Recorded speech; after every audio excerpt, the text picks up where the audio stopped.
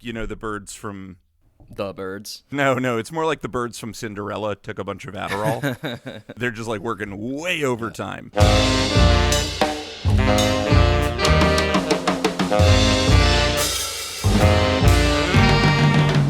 Hello, and welcome to Expected Own Goals. I'm your host, Eric Morgan. I'm Evan Davis. Evan, we have not been very consistent about starting with fun questions, but today I've got a fun question for you. Okay. Because we did not have a fun weekend watching NWSL games. God, it's so miserable. Like, guys, you have MLS teams playing in Minneapolis in February, and you have NWSL teams playing outdoors in Kentucky, North Carolina, and Texas in July. Yeah. None of this works. None of this makes any sense. 5 draws this weekend, 3 of them 0-0s. We're in a busy part of the season, and it is heating up in the United States. Related to that, my question for you is, I've just been watching a lot of movies about space. Re-entry, very hot. Standing on the moon in the sun, very hot. Standing on the moon in the shade, very cold. Sure. What is your favorite space film? What are the parameters here? It just has to be set in space? I'll narrow it a little bit more. Something that has to do with essentially a version of a human space program. Okay, so the movie's actually about, like, sending people to space, not people just already being in space. Yeah, so, like, no alien, Right. but Right, got it. definitely the right stuff. Right stuff, First Man, Totally. Hidden Figures. Exactly. There's actually not that many movies about the space program, come to think of it. I mean, there are some big ones of significance, like The Right Stuff, but I can't think of many beyond the 3 that we just named. Well, you've got Apollo 13. I guess that's true. That counts, yeah. The documentaries Apollo 11 and For All Mankind. Yep, sure. All right, yeah, we're folding in documentaries as well. Yeah. But I'm curious, what is your favorite? Apollo 11 is fascinating. You rarely see large format celluloid nonfiction footage of that day in the general world. And by that day, I mean like the launch of Apollo 11. So watching that movie, which has no dialogue in it, it's just candid cinema verite footage shot, I believe, on 70 millimeter of like Buzz Aldrin getting in his suit is pretty cool. Yeah, For All Mankind is a great movie. I haven't seen that in forever. Well, I'll say I like First Man a lot, I think, more than a lot of people do. It's actually the one Damien Chazelle movie I really like. I don't care for it probably as much as you do, but I think that there are elements of that movie that are pretty extraordinary. The final 30 minutes of that movie are great. I was about to say, the final half hour is great. All of the kind of biopic cliches about how he's a broken man because he lost a kid, but that's also what's pushing him to be great. That I could do without that. But yeah, that last half hour and that last shot of just him on the other side of the glass of the decompression chamber, I think is awesome. Yeah. But yeah, I mean that's also a movie that like really tries to dig into how fucking weird these people were. Which I guess The Right Stuff does well as well, but like Sam Shepard is just so unbelievably charismatic in that movie in a way that like Ryan Gosling intentionally is not. You know? Yeah. I mean, The Right Stuff is a blast. Like it's like the obvious answer is The Right Stuff. Yeah. For me, the answer, whether we think it's cheating or not, you'll be the judge, is obviously 2001: A Space Odyssey, which I do think actually kind of counts as a space program film, though not explicitly. But if I'm grounding I get what you mean. But if because it's very much a human. It's very much playing with the aesthetic and the concept of the U.S. space program and space travel at that time. You are towing the line. Yeah, by your own rules. Yeah, by my own rules, which I violated. But I just rewatched Apollo 11, and it's just such a colorful joy. It's cool. Yeah, I just really want to live as inside of those images as I can. Having just rewatched it, I think that's remarkable. For narrative films, The Right Stuff's great. But obviously Philip Kaufman's way more in love with the non-space program part of it, i.e. Chuck Yeager and Sam Shepard's. Totally. And Sam Shepard's like deep affection for Chuck Yeager, as opposed to the Mercury 7, who I think he has like limited appreciation for. Though Ed Harris is extraordinary in that movie as well. As is Scott Glenn, as is anyway. That said, we're about to talk a lot about space, just in the context of a pitch.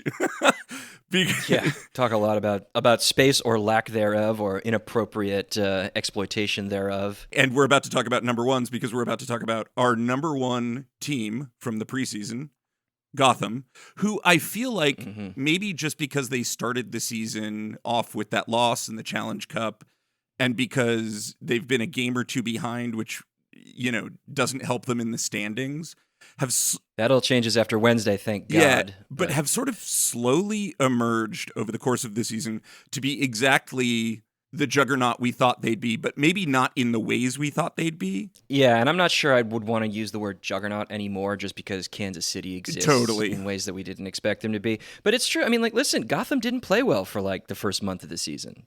Straight up did not play well. They got some points and some results out of those games, but they weren't a particularly good team. They were not gelling. They weren't cohering. I don't think came to any hard conclusions after that first month, because why would you? That's ridiculous. But it seemed clunky. And what was so fascinating to me was just how it was looking clunky in the ways last season looked clunky in the early going, because you would have assumed that the signing of the Galacticos would kind of reshape the potential of the performances, as well as all of the returning players having a season of Juan Carlos Amorós under their belts, getting, hitting the ground running a little quicker. And that didn't happen at all. Some of it's also strength of schedule. I would say that the front end of their schedule was more difficult than the back end, I think, in the aggregate. But it was a little strange, and strange in ways that Crystal Dunn got benched for a little bit there. She's actually only started. She's played all 12 games, but she's only started in half of them. And that's you wouldn't have seen that coming. And as far as I know, she wasn't carrying some sort of low grade knock that allowed her to play 30 minutes, but no more than that. I wasn't aware of anything, at least. Maybe that was what was going on, but it just nothing was click. And then the real issue was the injuries, those four Galacticos have only started 2 games together, and they've been the most recent 2. Because Rose Lavelle missed a ton of time, Tierna Davidson missed a bunch of time. None of them have been healthy all at once until right now, which of course has to color the way in which we reflect on the first 12 games of the year. And they're still short Lynn Williams at this point. So short Lynn Williams, and of course lost Midge Purse, which in a way you can't even think about anymore because it happened so early, and she's not coming back this year. We're never going to see what we thought in preseason would be their best 11 play together because of Midge Purse's injury. Right. That said, we are slowly beginning to see, and I think the results are beginning to sort of track appropriately, what this team, with all of its best components starting to play together, looks like. Yeah, and what's funny about that is their performance against Louisville wasn't even all that great. Now it was 85 degrees in zero shade in Louisville, Kentucky during the game. There was no way anybody was going to play well. Yeah. But you take a step back and you look at all 12 games in order, and you see they're actually figuring it out, and also maybe figuring it out and getting those performances from people we didn't think that we were going to get them from. We're seeing overperformance or excellent performance from people that we had counted on to be bit part players or not necessarily prominent players in this team, who look like, in the case of at least Ella Stevens, maybe they've taken a step forward. A massive step forward. It's a small sample. She's only played 561 minutes so far this year, but yeah, we're starting to see massive step forward stuff. It's every time she sets on the field, it seems like she's gonna score. Yeah, and of late that's just been true. Yeah, and you wouldn't have said that. She wasn't great in Chicago. She was a below average XG player. That. Granted, that team was bad from front to back, but Stevens didn't come into the league with a high pedigree. She did not produce at a high level last year, and given the pecking order at Gotham in 2024, you'd be like, yeah, she's a super sub at best. But she has had to step in because Lynn Williams is hurt right now.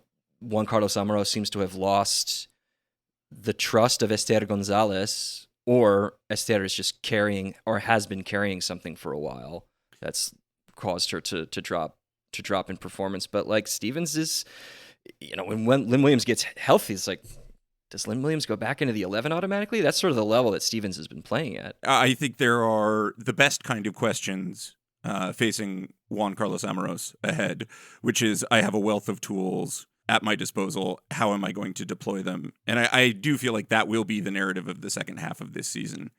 Yeah. But let's actually talk about this game, because I don't think there's a ton to cover beat by beat, because this game was pretty game statey. Yeah. And then really weather affected. Mm-hmm.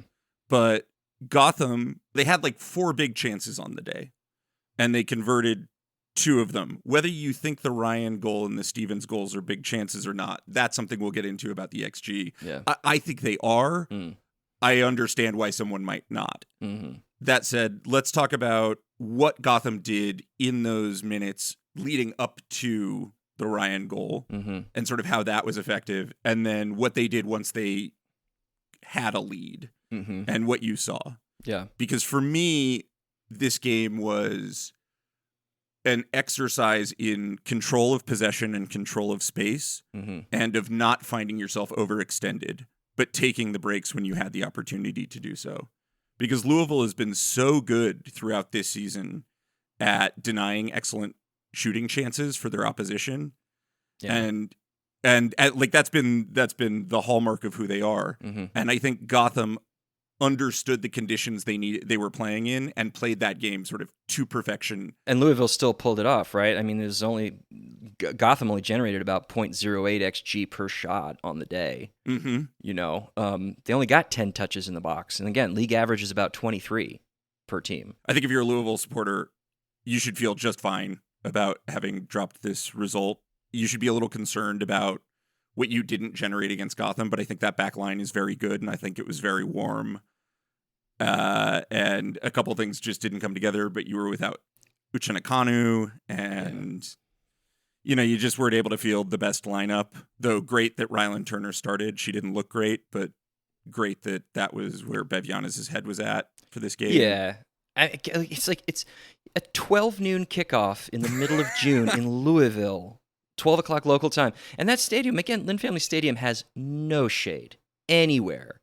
And it's next to a highway, and that's not helping, like, ambient heat not be generated, you know. It was Kentucky Fried Football. It was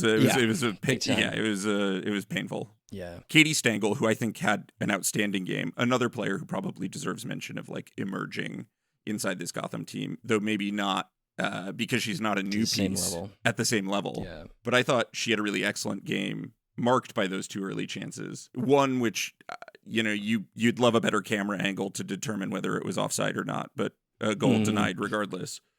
But Stengel puts herself in a great position for an initial header in the 8th minute and then scores a debatably offside goal in the 12th minute. Yeah. Gotham was trying to exploit the flank to find any action in the box. And then having done that, benefited by having spread the Louisville defense open that allowed the Yasmin Ryan run in on goal. So it was like a nice push-pull going on. Yeah, and it's what they like to do, right? They want to make you uncomfortable by activating, Ryan is in the Purse role, but that's what Purse would also do, is just try and use your dribbling to pull center backs and the left back toward her and create gaps, which a smart striker would be able to exploit.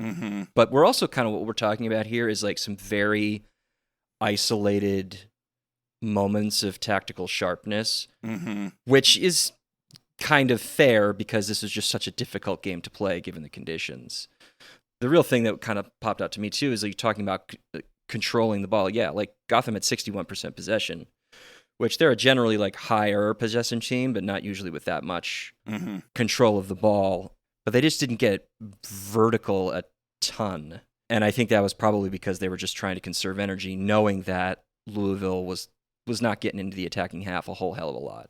I felt like the Yasmin Ryan goal, which we can break down a little bit here, actually is a perfect example of, what counterpoint you are looking for when your primary attack mode is effective. Like, we saw really huge on-ball value plus games from Stengel, from Dunn, from Mandy Freeman, and they were essentially hugging the touchline for the better part of the first 20-something minutes.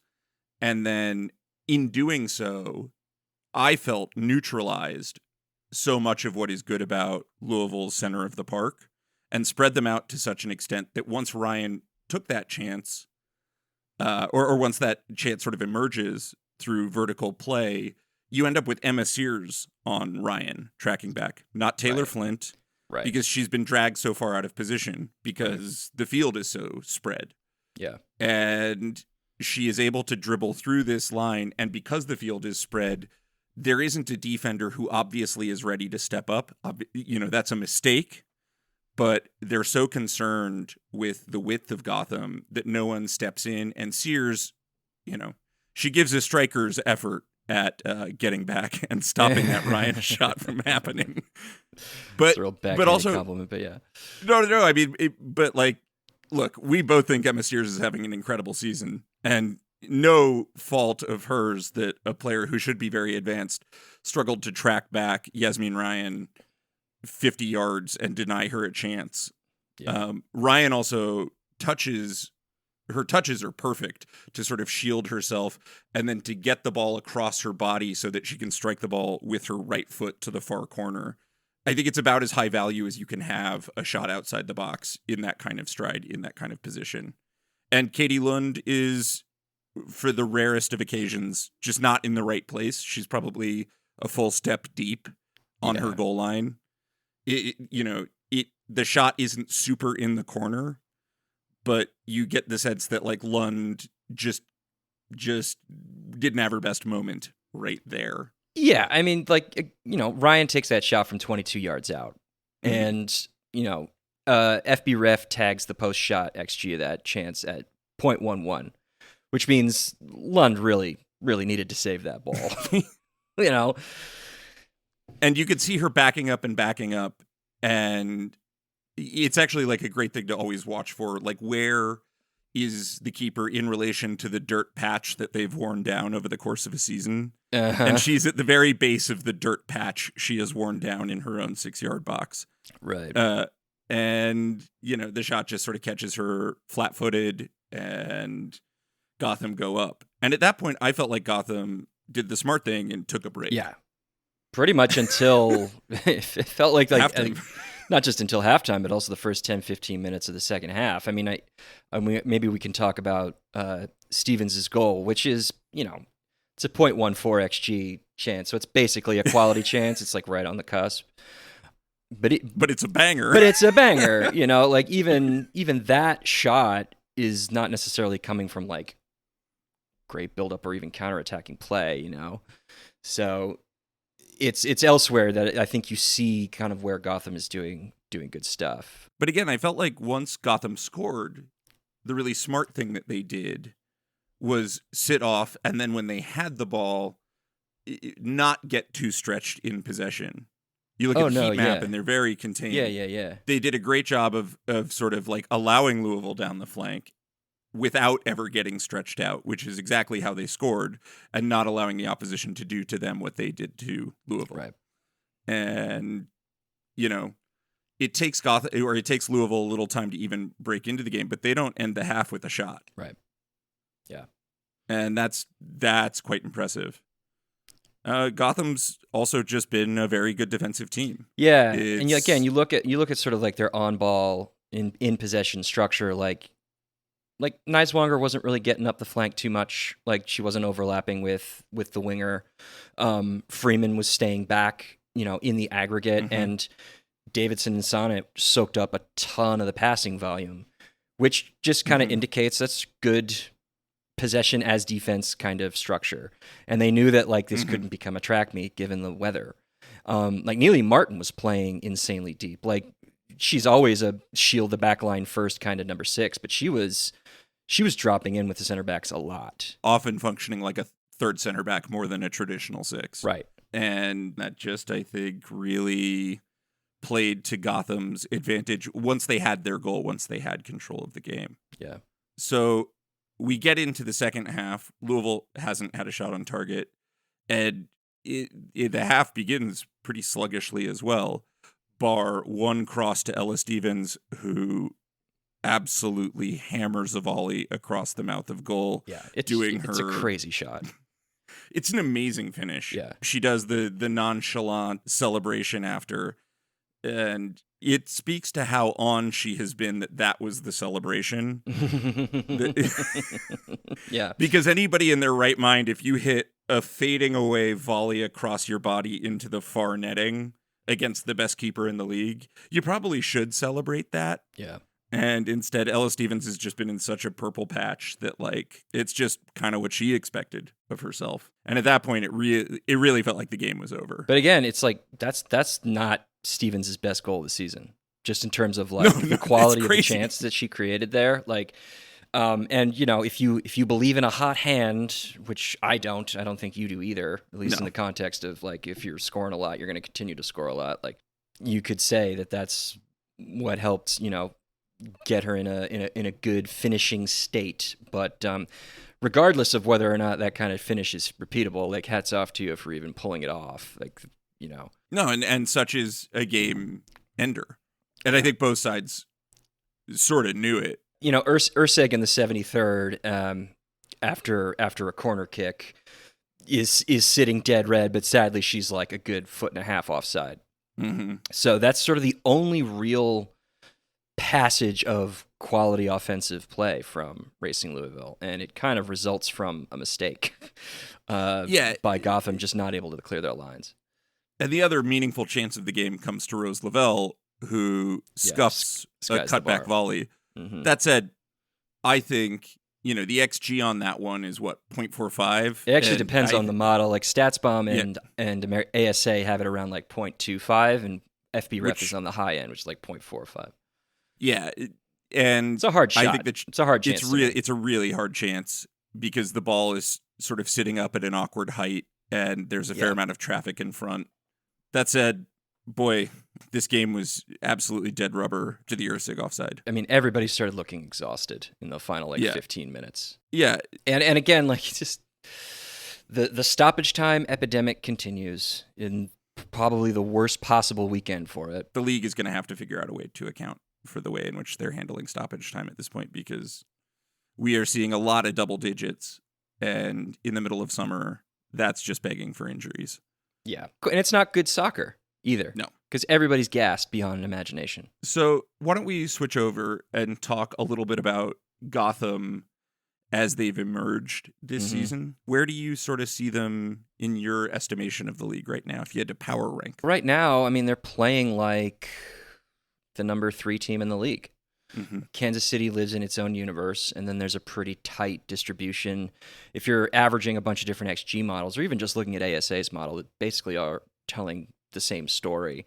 There's a tighter distribution 2 through 4 of Orlando, Gotham, and Washington. I think that, you know, the eye test would suggest that I would maybe slide Gotham under at the bottom of that grouping and say that they're 4th.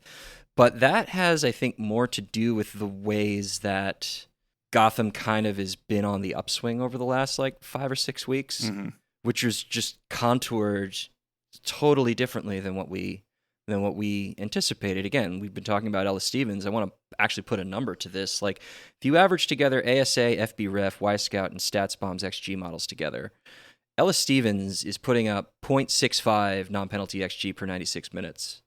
That's 3rd in the league among attackers who've got at least 500 minutes this season. And understand like how far she is separated from like the pack by using Z-scores, which just measure like how many standard deviations above league average you are. Just a fancy way of saying how much better than the average player you really are.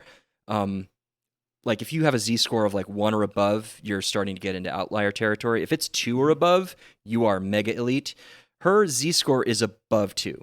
Yeah. Like, it's Banda, it's Chawinga, it's Stevens, if you use that minutes threshold. Again, grain of salt, as we always do with the number of minutes being played. But what Ella Stevens is doing right now is really special. And if she's able to keep it up, we're talking about a player who has made a jump in class and in the way we need to assess them, and will end up being, if she sustains this, far and away the best signing that Gotham made all offseason, which is a real shocker given what they bought. let's talk about Tierna Davidson now, who Mm-hmm. I think you and I were both most skeptical of as far as the offseason Big Four, just because of how bad her season in Chicago was. It wasn't that we were most skeptical of. I don't know if I'd say that I was that skeptical. We just were curious to see how she'd bounce back from a post ACL really rough year on a really rough team. That's right. I think long term, I certainly liked the signing maybe the most, just because she's the youngest of those four, which means she is the piece that is going to be built around more than the other three. Mm-hmm. But she's been basically perfect. Yeah. Both as an offensive and as a defensive center back.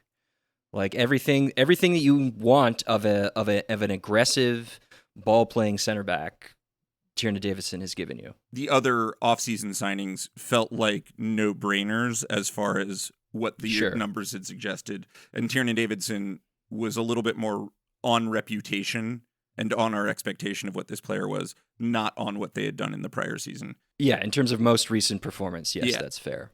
At Davidson, she's just been excellent. Big time. And excellent defensively as well. In terms of her on-ball defensive work, because again, with the way that Gotham like to play, they like to press high, they like to keep players high. If somebody can beat you in behind and sort of break up your positioning, then you have to be able to close down and win balls if you're a center back. And she's been doing that like better basically than any center back besides Naomi Girma all year. Yeah.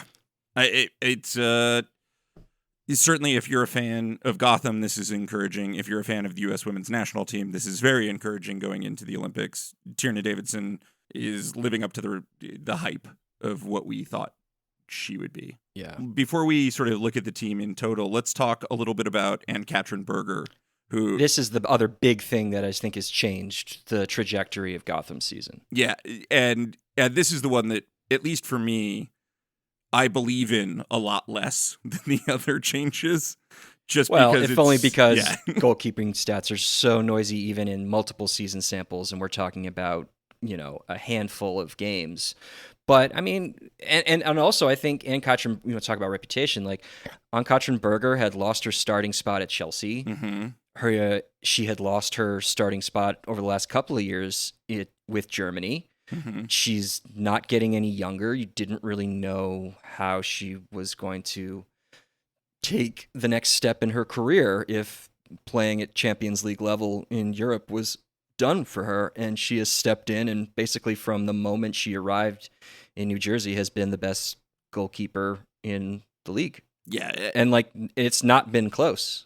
Yeah. You want to talk about Z-score? I know. Evan, the way we measure shot stopping is dividing the goals you've allowed by the post shot XG that you've faced. So like a 1 is league average, and you want a number lower than that if you're going to be a good goalkeeper. For 3 models: Y Scout, FB Ref, and ASA. Ann-Katrin Berger's goals divided by post shot XG is 0.45. Mm-hmm. That is number 1. And that Z-score is almost 3. Yeah. A great shot stopping season is like 0.8, 0.85. Yeah. By this metric, she's at 0.45. Yeah. She has been a fucking machine, and it's not just the shot stopping, because the other thing that Amorós demands of a high pressing team is that he also wants to play with a sweeper keeper who will come out of her box and be a third center back. And Berger's sweeper numbers, as ASA measures them, are also kind of off the charts at the moment. If we're talking about what we think is real versus what we are still skeptical of, I am not skeptical of her ability to play the ball. Yeah. And there is a long history to suggest that she is a good ball-playing goalkeeper. Yeah. And in this system, Absolutely. Which is why she was recruited almost certainly for this team, because she fills the role. This shot stopping, I can't. She's keeping a lot of goals out of net that should probably be scored. I think we're talking about the kind of performance that, were she to keep this up over a 2-3 year period, we'd be talking about arguably the greatest goalkeeping run of all time. Yeah. Arguably Absolutely. the most dominant. So what she has done in this half season is as dominant as it gets. You really couldn't ask for more from a goalkeeper. And so I think she's a huge regression candidate for the second half, simply because goalkeeping's so noisy. But she hasn't done that yet. And if she keeps playing like this, woe be every striker facing her. Yeah, and also it's a question of whether or not she gets called up to back up Merle Froms in Paris. Yeah, totally reasonable. That because Germany hasn't settled on their lineup yet, and Berger's been in and out of the side. So will she go as the backup or as the alternate? To be seen. And does that change Gotham's fortunes? Also, to be seen. Listen, we had Jesus Boteo on the show. He has now departed Gotham, but like he was a big tactical brain in the way that Amorós shaped the team last year. And the whole philosophy is organized chaos, and the organized part comes in their pressing strategy. Mm-hmm. They are arguably the best pressing team in the NWSL, and if it's not them, it's Kansas City, and they're not super far behind. Mm-hmm. But in the ways that you can measure pressing quality, they are 1 or 2 in just about every category, and the separation between them and everybody else, as measured by Z-score, is still really significant. Mm-hmm. The amount of G+ that they allow in the attacking half per game, 0.12, second in the league. 8.5 passes per defensive action, that's first in the league. Almost 14 turnovers per game in the attacking third, second in the league. And then on the other side, in the areas where it really, really does count, allowing G+ in the penalty box and in that central area of the final third just outside the penalty box, which we call Zone 14, 0.13 G+ allowed per game in those areas. That's best in the league. Yeah. And that's the area where like the most dangerous attacking occurs, obviously. So they are they're doing and also they're allowing 0.92 non-penalty XG per game, which is first in the league. Like everything is working for them defensively, and it all comes from the way that they stay really aggressive but also incredibly structured on like when pressing triggers occur, when they know they need to like drop further back or get ready for some recovery runs, and never really letting their foot off the gas when their opponent is trying to build out. Yeah.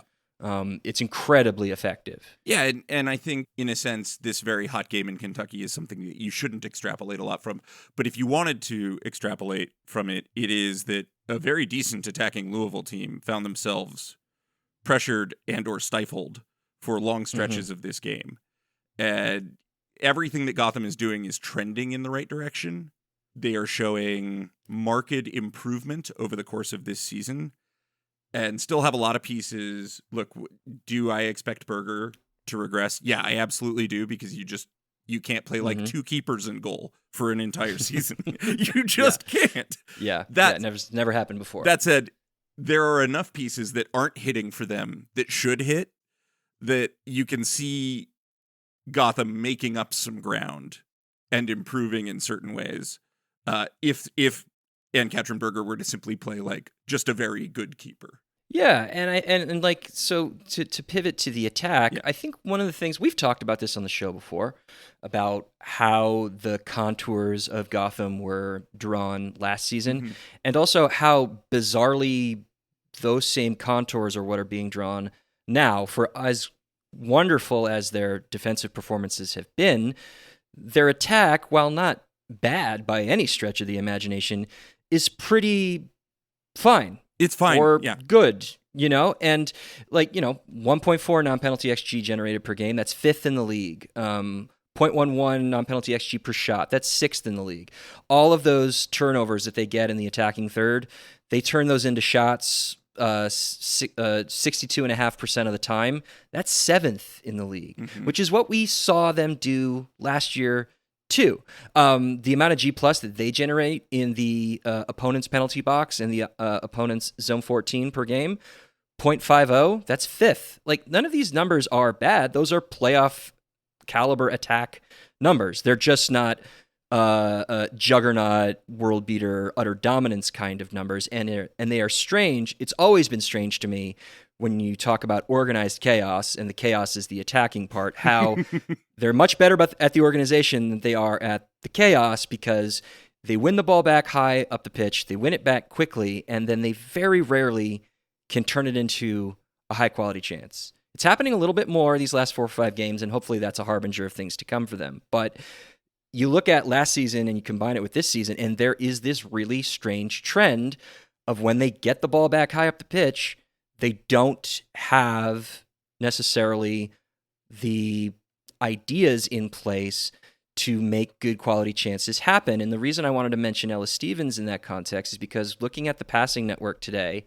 or from over the weekend, and Ella Stevens is on an island at the top of the formation. Mm-hmm. She's not getting passed to a lot, and she's not doing a lot with those passes. And Ella Stevens, the reason that she has been so damn good this year, looking at receiving G+, which measures the qualities of your off-ball runs essentially to receive the ball, and in so doing, receiving the ball when it gets passed to you, Ella Stevens is best in the league besides Temwa Chawinga, which tells me that a lot of what has been going well for Gotham's attack recently has just been Stevens. Yeah. You know? And that's a little bit of a concern. Mm-hmm. Because you look at, like, Crystal Dunn, less than 2 non-penalty XG per 96. That's 43rd among regular playing attackers. That's not what you expect from Crystal Dunn. Lavelle, obviously, she's coming back to full fitness. She has not had a lot of 90s under her belt. 0.17 XA per 96. Good. It's above average, but it's not like what you bought Rose Lavelle for. Mm-hmm. So, and then you look, like Jenna Neiswanger. I think her passing G+ above average for a fullback is like negative 0.03. That's unusual for Neiswanger relative to what we know her to do and what we've seen her do in a U.S. shirt recently in U.S. friendlies. So the attacking weapons that you assume are going to help create the quote-unquote chaos in the final third to help generate good chances and like flummox defenses, it's not really happening. Yeah. That's the one area where I'm like, Gotham, this is, I've heard this song before, man. Like, you can't get away with it a second year probably in the way that you did last year. But also, all the people I just mentioned, you can easily assume positive regression. That's exactly right. You can assume that if Ella Stevens were to drop off, and it's entirely possible that she does, she has done something really remarkable that has helped them bank a bunch of points, which you don't have to give back if your player regresses. And the same goes for Berger. Like, those two people got you through this, whatever the opposite of a purple patch is, for your galacticos. And all of your galacticos have lots of room for improvement and long track records of being better than they've been. Yeah. Because I agree with you. I have the same concerns about like the sustainability of Ella Stevens. If she has made this jump, it's extraordinary. If she's made half of this jump, it's still very good. And you still have a Lynn Williams that can come back and who very naturally will connect play more than Ella Stevens naturally will give you. You have an Esther who will naturally connect play up top more than Ella Stevens will. So you have these pieces that when they do return or when they are trusted again, in possibly the case of Esther, have this track record for consistency while also possessing this totally lockdown defense that actually can absorb a fair amount of Ann-Katrin Berger regression. Yeah, and in fairness to Esther, obviously she's dealing with a foot issue and was not in the 18, but it is remarkable for how much she flew out of the traps after the World Cup last year, how she just has not gotten going, and maybe she was carrying this foot issue and just was not taking the time off in order to let it heal. But like, she's, her passing numbers are down, her dribbling numbers are down, her receiving numbers are down. On the flip side, Lynn Williams is tied for second place among attackers in receiving with Ella Stevens. So you get Lynn Williams healthy again, and that's plug and play. So that's great. Mm-hmm. So yeah, it's just like, it's always been the thing with Gotham that it's a little bit of, the joke being like, especially in the early part of the Indiana Fever season, that it was just so much iso ball. Everybody just gives Caitlin Clark the rock and expect her to do something good. And she can't because she's a rookie and it's a physical league and, it's still a 5-player team, So if your strikers just have an off day, or if Williams regresses to the mean negatively, or Dunn doesn't bounce back, then you're kind of stuck. And you really have to make sure that your pressing structure does not flag in order to keep scorelines low, so you can get by with a 1-0 win, 1-1 draw, things of that nature, as the David Roth, Stephen A. Smith tweet goes.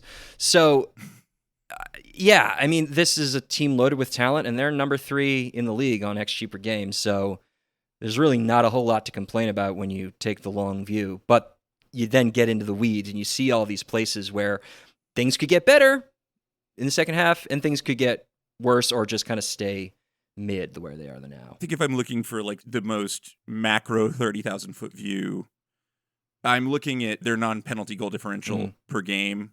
Their best 8 games in terms of that have been their last 8 games. Sure. All of that is trending in the right direction. Totally fair. Yeah, if they continue to trend in the right direction, I have no doubt that Amorós' system for new players has a learning curve. And for people who have been playing, because it organized chaos, as he describes it, as Boteo described it on this podcast, is a thing that does actually have a learning curve and is challenging. Whether a bunch of 30-year-olds can sustain it, Kieran's initial concern from this team, totally different and reasonable question to ask. That said, it does seem like as people are slowly being brought along in this system, the team is getting better and better and better. And that is a trackable, reasonable trajectory. And even if you were to lose an Ella Stevens, if the rest of the performance has improved, you're still looking at a really good team with a lot of depth pieces that will give opponents lots of problems, both in terms of matchups and just in total. For sure. And, the old saw is that, like, when things aren't going well, set pieces. And, the ratio of XG that they generate on set pieces relative to open play is highest in the league. So if things aren't clicking in open play, they know they can make it up on a corner kick. And on the other side of it, there is no team that has conceded less XG on set pieces than Gotham. Yeah. So they don't have to worry about necessarily like giving up a cheapie on a corner header because they have worked with their set piece specialist on the other end of the field to lock things down. So that can give you a little bit of comfort. And we all know how knockout football goes. You get fewer chances, and the team that can just deny rather than, paint like an artist on the other side probably is going to get through. It's how they did it last year, frankly. So, yeah, I don't mean to be negative about them. Like, they are in good shape. They've got great talent that is probably not lived up to its potential yet, but still could. So, and as you say, they have gotten better over the last 6 to 8 weeks. So they should feel good about where they're at. It seems to me that there is a clear 4 or 5 teams emerging as the top end of this league. Whether you want to include Portland in that, up to you. Yeah. Portland strikes me as potentially running into a combination of injuries and absences that might cause them some very real problems on down the line. But certainly Orlando, Kansas City, Gotham, Washington are very good teams and are separating themselves both in real time in the table and in underlying performance. For sure. From every other team in the league. Yeah, no question. Or as we approach the midpoint of the season, there isn't as much room for growth, in my mind, for Kansas City. Maybe less true for Orlando. I see what you mean. But there's a ton of room for growth for Gotham. Yeah. in my mind, given the component pieces on that team. Yeah. I mean, Kansas City's lucky that their ceiling is so high right now that they don't need to break it. They can just regress and still be the best team in the league. But I know what you're getting at. Yeah. It would be astounding if Kansas City found a way to improve what they are doing right now. Don't read anything into, like Kansas City outplayed Chicago just as they've outplayed absolutely everyone else. 3 of the top 5 attackers in XA, expected assists per 96, play for Kansas City. Yeah, it's nuts. Bia Debinha and Vanessa DiBernardo. It's insane. Yeah, and while I think you could quite reasonably expect some regression, Kansas City's going to be there. Yep. But I think Gotham's room for growth. I think Orlando actually probably still does have some room for growth. Yeah. But Gotham has a lot of room for growth with a lot of pieces that are established as better than they are currently performing. Yeah, I hear you. Oh, we should talk about the Seattle sale.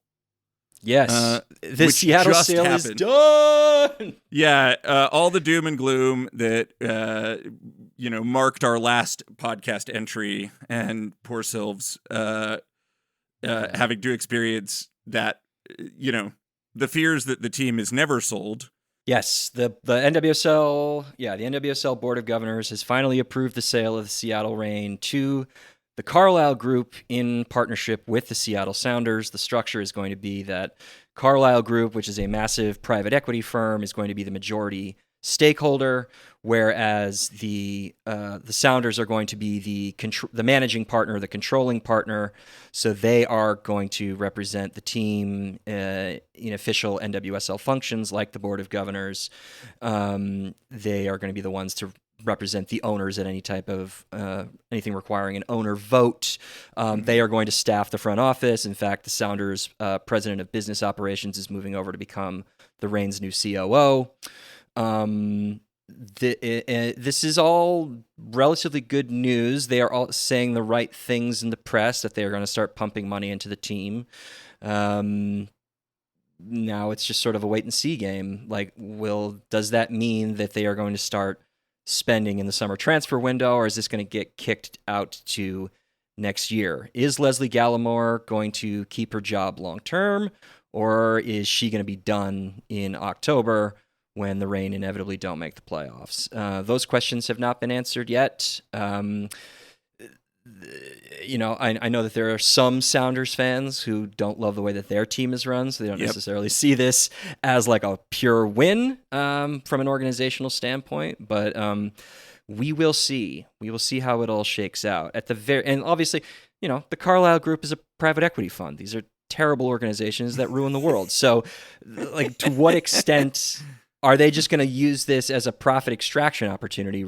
They're saying they're not going to do that. They're saying that they want to really invest in the club, and they're putting people forward to speak to the press who say things about, loving the Reign since 2013 or loving Seattle soccer for a really long time and wanting to make sure that the team has that level of community impact that most fans expect from a soccer club. But we'll see. Certainly loving Seattle soccer since Seattle invented soccer in 2007 when the Sounders joined MLS. Sorry, that was my mandatory. That's your Portland coming out. That's my mandatory dig at. No, I think anybody who takes a slightly longer view of the Seattle Sounders as a franchise has to look at their performance in a large league and say, they've won 2 titles. They've been to a third. This is a team that has historically spent money. If the Reign are capable of mimicking that same kind of presence in this league, I think this ownership group at some point, I'm not saying this year, next year, will overcome, and Seattle will end a season with a championship win. That is a thing that will happen. It isn't a thing that will happen overnight or every season, but it is a thing that you will get there, and that's And the Reign have been to 3 title games themselves, so they're not unfamiliar with success. And I think, again, to go with the idea of Carlisle and the Sounders saying all the right things, like they're integrating men's and women's training facilities with the hope that the women will get their own dedicated built training facility, but even like working out at the men's space is going to be an improvement from where they are right now. And also just the uncertainty being over, I think, has to be a huge relief for players, coaches, and staff alike. Just to know that it's done, that now there is a floor from which you can build things, is a positive thing. It's not just Jess Fishlock calling her Welsh friends anymore. That's right. It's not just G popping over in her 30s. Yeah. The possibility of real signings matter. Yes. So that is hopefully going to be on the horizon, and they are desperate for it because, man, oh man, that 0-0 in the derby was brutal. Well, if you're looking for something to look forward to as a Seattle supporter and you like more immediate gratification than the sale of your team, which took 6 months too long at least, you can look forward to our Thursday podcast where we will be unveiling our NWSL XOG Hall of Fame. Inaugural Hall of Fame class, which is very exciting. We have some dead stat era players. That's a thing we're calling 2013 to 2015 because we don't have XG for those years. Yeah. Yeah, and there will be a fair number of Seattle representatives on both teams. Yep, Dead Stats era and the modern era. That's going to be fun, and hopefully you guys won't yell at us too much about that. But until then, until our bonus episode, be sure to rate us, review us, follow us, tell all your friends about us, rate us 5 stars if you are going to rate us at all. Please follow us on social media at XOwnGoals. That's the letter X Own Goals on all social platforms, including Blue Sky.